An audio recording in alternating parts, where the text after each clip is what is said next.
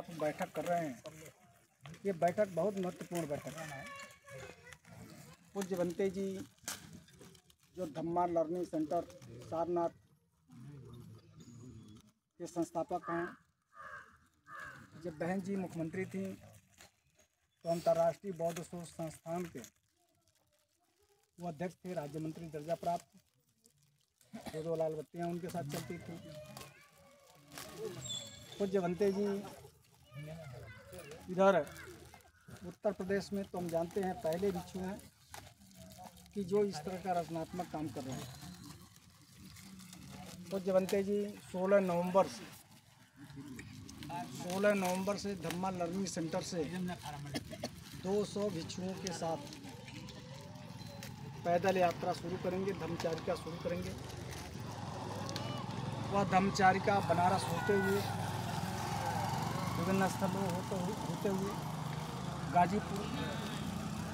गाजीपुर से बलिया, बलिया से देवरिया, देवरिया से गोरखपुर, गोरखपुर से गोरखपुर से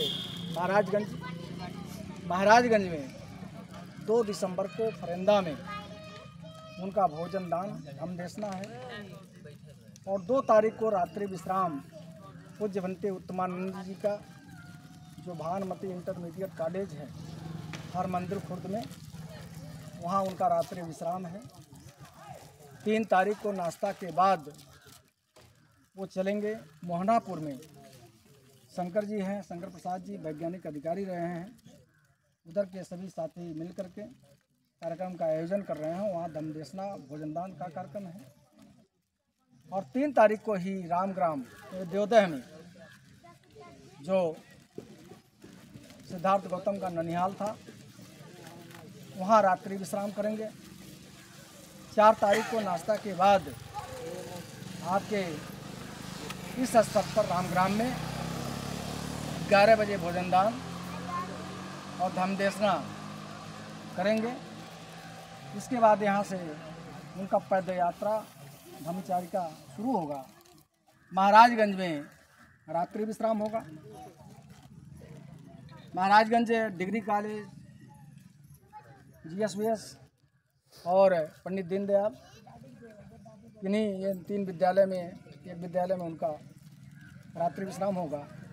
अगर पेपर होता है तो डिग्री कॉलेज में नहीं होगा, अगर पेपर नहीं होता है तो डिग्री कॉलेज में निश्चित है उनका रात्रि विश्राम होगा। फिर वहाँ से 5 दिसंबर को भीष्मा शिकारपुर में मुन्ना भास्कर राममिलन वगैरह वहाँ भोजनदान की व्यवस्था कर रहे हैं लोग। भोजनदान होगा, धम्मदेशना होगा। पुनः वहाँ से 5 तारीख को रात्रि में परतावल में जो MP बौद्ध जी हैं, वहाँ राजेंद्र सोनी जी हैं, मिठाई लाल बौद्ध हैं, डॉक्टर जयप्रकाश भारती जी हैं, उधर की टीम जो है वहाँ व्यवस्था कर रही है। रात्रि विश्राम परतावल में होगा। फिर 6 दिसंबर को वहाँ से नाश्ता के बाद पदयात्रा आगे बढ़ेगा।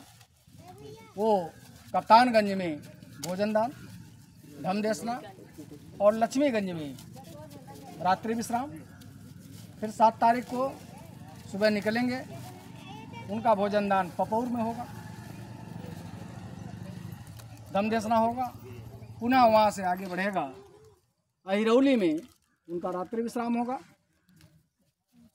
फिर वहाँ से आगे उनका 8 तारीख को कुशीनगर में पूज्य भंते ज्ञानेश्वर जी के सानिध्य में भोजनदान और रामाभार स्तूप,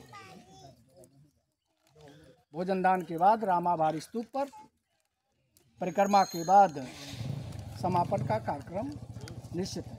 8 दिसंबर को समापन होगा। ये यात्रा 22 दिन का है। महाराजगंज में 8 पॉइंट बने, सबसे ज़्यादा महाराजगंज में पॉइंट बने हैं। देवरिया के बाद महाराजगंज। पूज्य बनते जी का ये कहना है, उनका विशेष करके कहना है कि जितने सामाजिक संगठन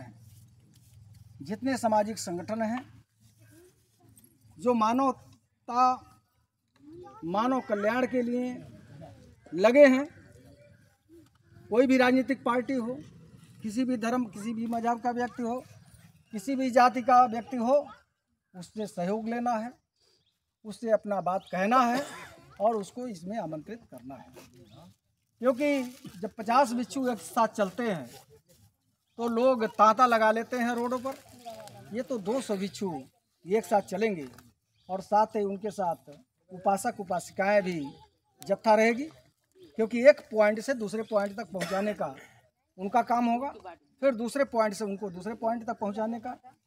और इसमें ये करना है कि आप सभी लोगों को इसके लिए तैयारी इस तरह से करनी है कि जैसे 200 भिक्षुओं का भोजन दान है तो 200 भिक्षुओं के बैठने की एक जैसी व्यवस्था आपको करनी है। 200 भिक्षुओं को एक साथ बैठा करके आप भोजन दान कराएंगे, उसके बाद बाकी सभी लोगों का भोजन दान बैठा करके नहीं कराएंगे। वो बफर सिस्टम भोजन होगा, क्योंकि 200 भिक्षुओं के बाद जो है वो बफर सिस्टम लगाए रहेंगे। वो आप बफर सिस्टम भोजन कराएंगे। जो जितना व्यवस्था कर सके, कम से कम 500 लोगों की व्यवस्था एक सेंटर पर करना है। ये 500 लोगों को करना है व्यवस्था।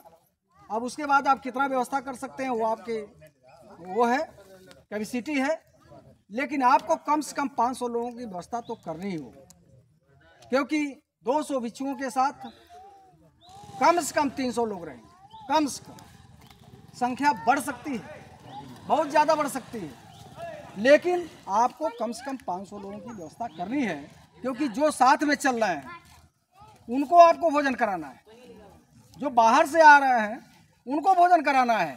ये नहीं करना है कि पहले अपनी ये बैठ करके भोजन कर लेना है। जो अतिथि आपके बाहर से आ रहे हैं उनको ये ध्यान रखना है कि उनको भोजन दान आपको कराना है।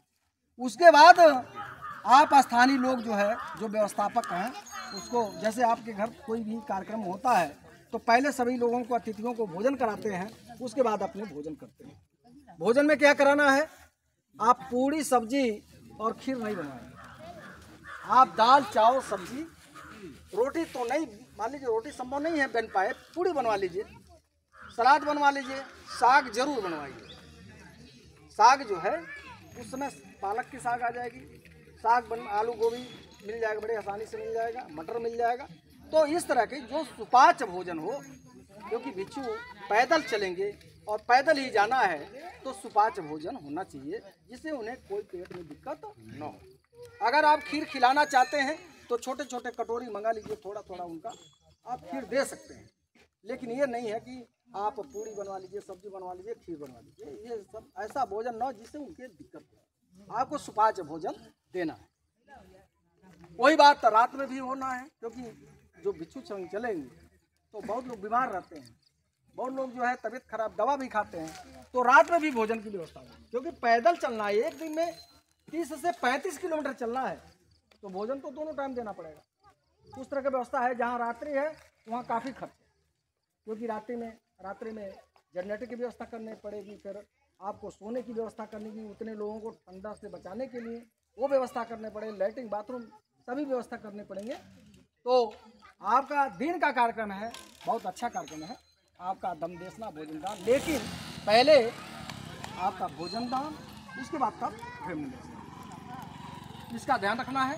आपको करना क्या है, कैसे आप इकट्ठा करेंगे, 1000 लोगों को भोजन का व्यवस्था